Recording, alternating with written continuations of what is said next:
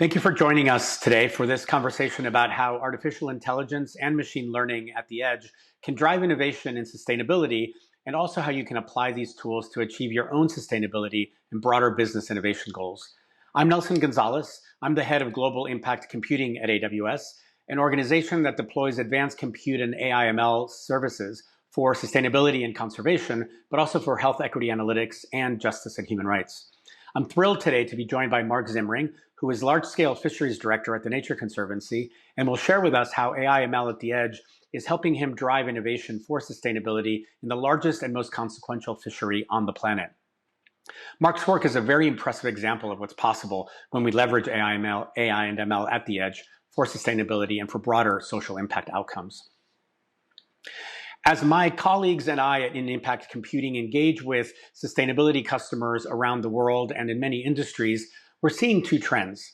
First, sustainability challenges across sectors, industries, and geographies, necessitating a whole systems perspective as we seek solutions to these challenges. So we're going to talk a lot about intersectionality, the way in which complex systems interact to give us the kinds of challenges and outcomes that we're seeing. Secondly, we want to get meaningful data out of meaningful insights out of our data. And so we need to analyze very large and diverse data sets that come from as close as possible to the source of the challenges that we're seeking to solve as possible. So we'll also talk a lot about data diversity and data proximity. So there's our agenda: intersectionality, data diversity, and data proximity. We're here together today to talk about AI/ML, not only because it drives business value, but also because it's a powerful tool to solve the world's most pressing environmental and social challenges. Now more than ever, after what we've lived through in the last few years, it's abundantly clear that environmental sustainability, racial and economic justice, and public health are very tightly intertwined. We can't talk effectively about one without considering the impact of the others. The health of both our civic and commercial lives depend entirely on how we collectively address these challenges concurrently. At Amazon, we take these environmental and social challenges very seriously. So seriously that we just actually added a new leadership principle. And for those of you who know Amazon and our culture, you know well that we live by these principles on a daily basis. I like to think of this new LP as our sustainability or conservation leadership principle. It says that we must be humble and thoughtful about even the secondary effects of our actions, and that leaders create more than we consume and leave things better than we found them. It's very exciting for me and my colleagues to be able to use our compute services to help customers like the Nature Conservancy and others do just this on behalf of our commitments as a company. It's also very exciting for us to be feeding the innovation that we help drive with and for our customers into the company itself, into what we do here at AWS. In 2019, as many of you will know, Amazon co-founded the Climate Pledge Fund, a commitment to be net zero carbon across our businesses by 2040, 10 years ahead of the Paris Agreement timelines. In addition to achieving net zero carbon by 2040, Amazon also set a goal to power our operations with 100% renewable energy by 2030. And we're on a path to do that by actually 2025. The Climate Pledge Fund, announced in 2020, is dedicated to investing an initial $2 billion in visionary companies whose products and solutions will facilitate the transition to a low-carbon economy and help us as a company meet our own internal goals. The Climate Pledge is open to all companies who want to challenge and commit to hitting net zero carbon by 2040. Over 200 companies of all sizes and across industries have already joined. Joining the pledge is an opportunity for companies to be part of a community of leading businesses committed to transformational action to protect the global economy from the disruptive risks associated with climate change, which we're going to hear more about in a second. We'd love to discuss opportunities to engage with you. With our customers, AWS is making these commitments and these kinds of investments because it's the right thing to do for people and the planet, but also because it's the right thing to do for our customers' businesses. As we together integrate sustainability and social justice into our business, we can move from a posture of risk mitigation to one of value creation. As Mark will describe to us in the context of AI and ML, as well as IoT at the edge for ocean conservation, when we align people, planet, and profit, we innovate more quickly and deeply, and therefore create better products and services. As I mentioned, this innovation requires a systems of systems approach, this intersectionality that takes into account diverse sectors, diverse verticals, and diverse industries. We also need new approaches to data and analytics. Let's look at a couple of these points together. First, let me talk about the importance of integrating the perspective from different sectors, intersectionality as I've discussed. Mark lives just south of me in Santa Cruz. I'm in San Francisco, and it's impossible to live in our beautiful state and not understand this deep interconnection among climate change, wildfires, conservation, public health, racial and economic equity or lack thereof, and the need for a new and greener set of sources of energy. While California may be an extreme use case in some ways in these regards, it's also very much a precursor. We see weather patterns changing on the East Coast, natural disasters challenging public systems in the South, and that's just in the US alone. We can't remain in our geographic, industry, or sector silos when fires, rivers, species don't see state or national borders, or distinguish between, say, energy and agriculture.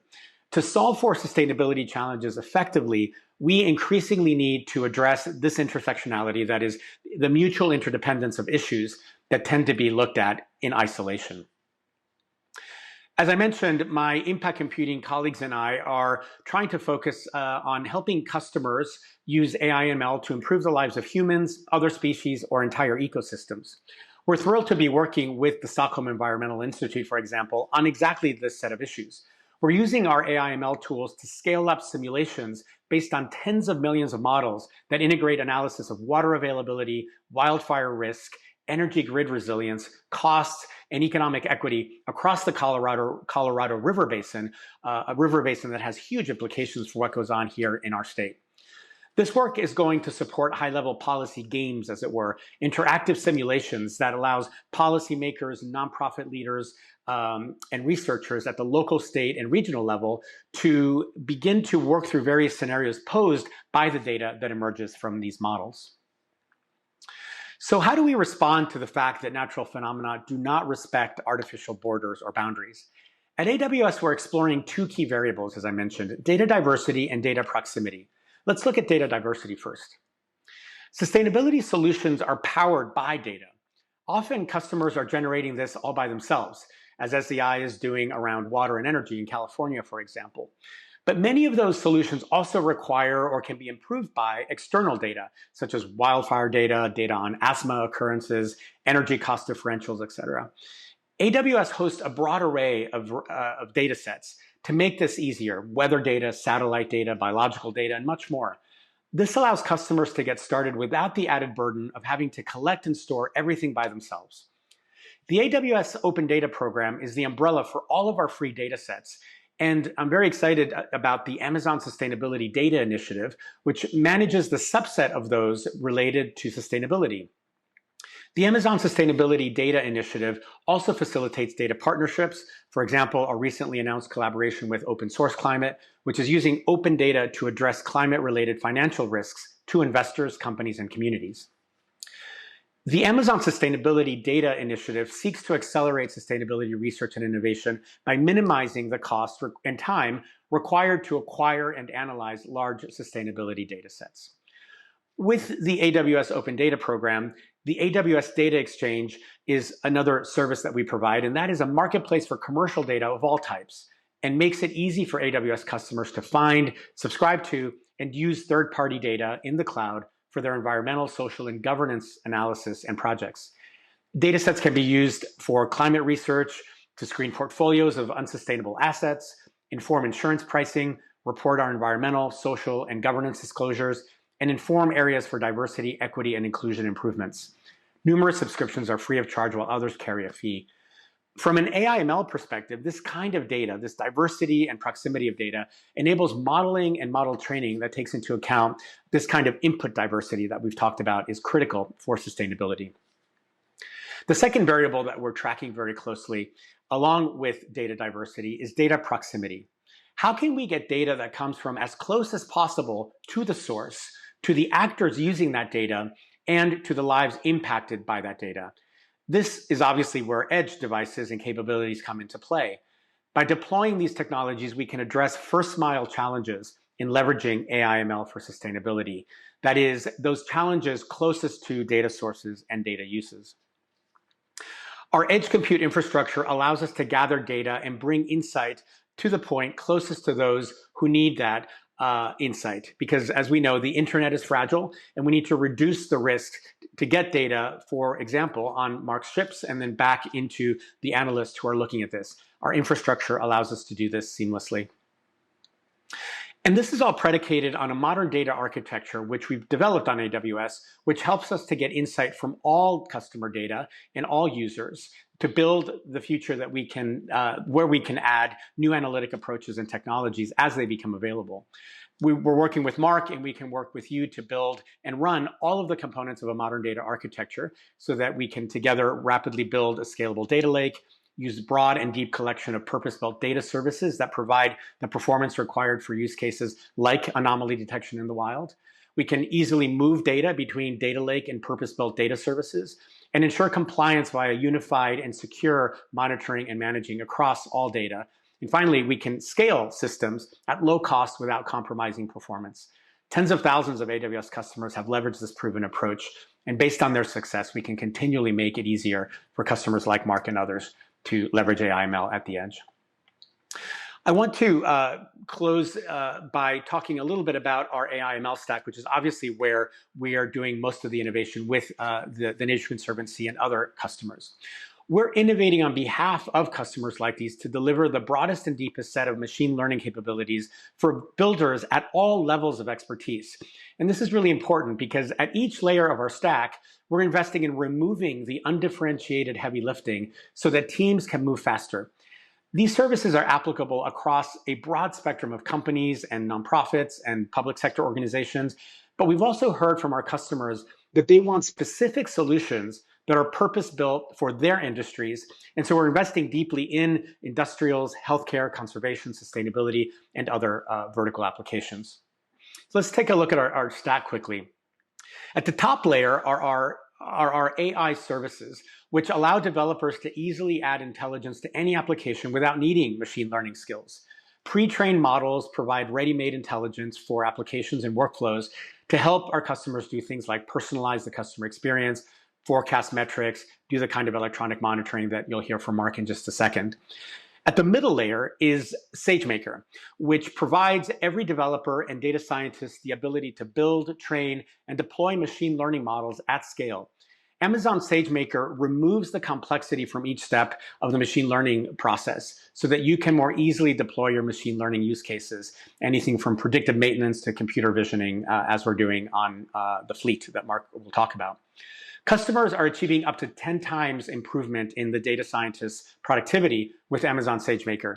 And at the bottom layer, expert practitioners can develop on the frameworks of their choice as a managed experience in Amazon SageMaker, or use the AWS Deep Learning Amazon Machine Images, which are fully configured with the latest versions of the most popular deep learning frameworks and tools. At AWS Impact Computing, we're investing in bringing this stack of advanced compute and AI/ML, IoT at the edge to the kinds of challenges that we're going to hear more about in just a minute. We're helping customers specifically move the needle on metrics like the UN Sustainable Development Goals, and increasingly on the very influential framework, the social determinants of health, which locates health seeking and well-being within the broader environmental challenges that we're discussing here today. And so I'm delighted to introduce one of our closest collaborators, the Nature Conservancy. And we're delighted to have Mark here to talk about how data diversity and data proximity are informing the transformation of the largest scale fisheries on the planet, and how organizations beyond conservation can leverage data to support more sustainable, more resilient supply chains. Mark, thank you very much for being with us. Today, we're going to talk about the role of cutting-edge technologies in driving fisheries sustainability. The fisheries initiative I'll present has really broad implications for the future of supply chain sustainability and resilience. COVID disruptions have highlighted for us the fragility of global supply chains, fragility that will only be amplified as climate change impacts intensify. The next decade, in some sense, will be won by those downstream actors that move aggressively upstream into partnership with resource owners, stewards, and producers to adaptively manage in the face of these stressors. And this move will be facilitated by a reorientation of today's traders towards infrastructure and logistics management in support of these upstream and downstream partnerships, and by aggressive investment into technology-enabled first-mile supply chain visibility. I work for the world's largest environmental nonprofit organization, the Nature Conservancy, or TNC. TNC has hundreds of scientists on staff, and their expertise really guides our work. The organization engages across all 50 US states and over 70 countries around the world. And its priorities include protecting critical land and water biodiversity hotspots, tackling climate change, sustainably providing food and water to the global population, and building healthy cities. So outside of the fisheries work that we'll discuss today, TNC has a robust partnership with AWS, including through the Right Now Climate Fund, a collaboration to research, identify, design, and implement natural climate solutions around the world to mitigate climate change. So with that as context, let's dig into our work on fisheries. So oceans cover 70% of the planet, 90% of all habitable space on Earth, and provide really critical life support functions for people and nature alike. And today we see a range of stressors like acidification, warming, and pollution that are all degrading the resilience of this critical system. And on top of that, overfishing acts like a threat multiplier. So fisheries have about 3 times the geographic footprint of land-based agriculture. They're just hard to see. And 2/3 of global fisheries are either overfished or can't sustain additional pressure. And look, this isn't as simple as not eating fish or eliminating fisheries. Fisheries are critical to the socioeconomic resilience of billions of people around the world, people who are not likely to be employed or supported by plant-based fish alternatives. So what's happening out there? Well, in fishery after fishery, we see the same fundamental challenge: lack of data. We face profound data gaps about what's happening out on the water that impede our ability to collect the information that we need to get the rules of the game right, and to collect the data we need to ensure that fishers are playing by those rules. We often paint a picture globally about rogue vessels operating under the cover of night. And while there is some of that activity, the reality is much different. In many geographies, the vast majority of illegal, unreported, and unregulated activity is undertaken by the vessels that are legally licensed to fish through activities like misreporting or underreporting of their catch, or illegally finning sharks. What this means in practice is that for most seafood products, it is very difficult to have basic confidence that products you are purchasing have been harvested legally and sustainably. The good news is that electronic monitoring offers us a solution that has proven itself both fit for purpose and cost effective. Electronic monitoring, or EM, is the use of onboard video cameras, GPS, and sensors to automatically track and verify fishing activity. Now, traditionally, we've relied primarily on human observers aboard vessels to collect granular data about onboard activities. This has presented 2 fundamental challenges. First, we haven't been able to scale observers. Second, they can be subjected to co-option, corruption, harassment, and physical threats to their safety that ultimately compromise their ability to collect accurate data when a vessel has a structural incentive for them not to do so. And there's good news. We've got momentum. Thai Union, owner of the Chicken of the Sea brand that you see on US supermarket shelves, and one of the world's largest tuna suppliers, has committed to 100% on-the-water monitoring as part of its sustainability objectives, and several critical fishing geographies, including the Federated States of Micronesia, with the world's 14th largest exclusive economic zone, have made the same commitment. To give you a sense of scale, an estimated 60 to 100,000 commercial fishing vessels, about 2% of the global fishing fleet, account for more than half of the world's catch. So if we can get to 100% deployment of EM on these larger vessels, we have the potential to impact the vast majority of wild-caught fish. Now, wide adoption of EM on these large-scale vessels can also improve cost and functionality and reduce the friction for uptake of EM and similarly adaptive tools for smaller artisanal fisheries that face challenges with science-based management and compliance. So EM has proven itself effective, and that is good and bad. The bad news is that for all the sustainability commitments and regulations and trainings that we've seen globally over the last years and decades, what we see coming off vessels today that know they're being monitored is pretty atrocious. And on the flip side of that, the good news is that we know that we have a very potent tool for identifying those activities and intervening to address them productively. Today, EM is largely being used for risk mitigation and compliance management. And we've got to find ways to transition it into positive value creation. So what do I mean by that? I mean finding ways to monetize the data, whether it be through improved operational efficiency, product quality management, or other market insights. But to get there, we've got to address some pain points that are impeding EM's efficacy. There are several critical areas of friction that we see, ranging from lack of interoperability across EM vendors to having to physically remove hard drives from vessels after trips, to time and cost-intensive human data review on the back end, to balkanized databases that impede development of augmented review. And what this all means is big gaps between fishing events and having useful information on them, and high costs relative to what we think is possible. And the reality is that today's EM vendors really have business models that can be profitable running pilots and consulting operations. And 60 to 100,000 vessels is not a huge market, despite the huge value that this data can produce. So that's where organizations like the Nature Conservancy come in, recognizing the broader social, economic, and environmental benefits of EM data that markets aren't yet pricing.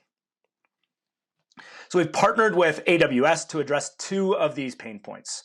The first is computing on the edge to reduce transaction costs and review times for government and industry players alike, enabling a more efficient trust but verify audit framework for vessel trips, and a data platform that collects first mile data and turns it into actionable insights.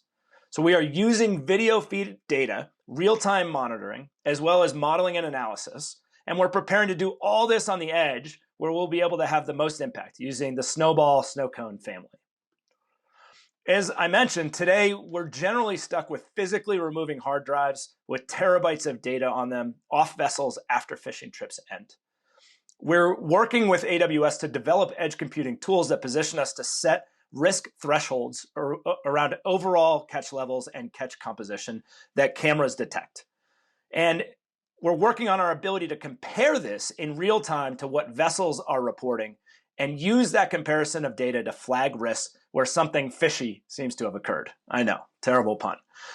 This positions us to prioritize getting data on those activities off of vessels and into the cloud to get additional compute power and human eyes onto the raw data to identify whether something problematic has in fact occurred.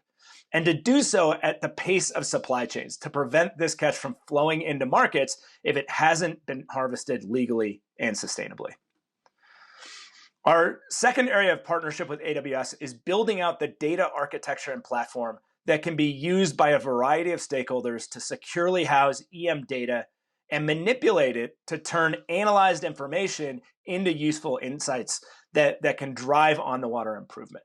Critically, we see this platform increasing interoperability, data security, and adaptability of EM programs, and really setting the stage for these platforms to be adopted for other commodities first mile data.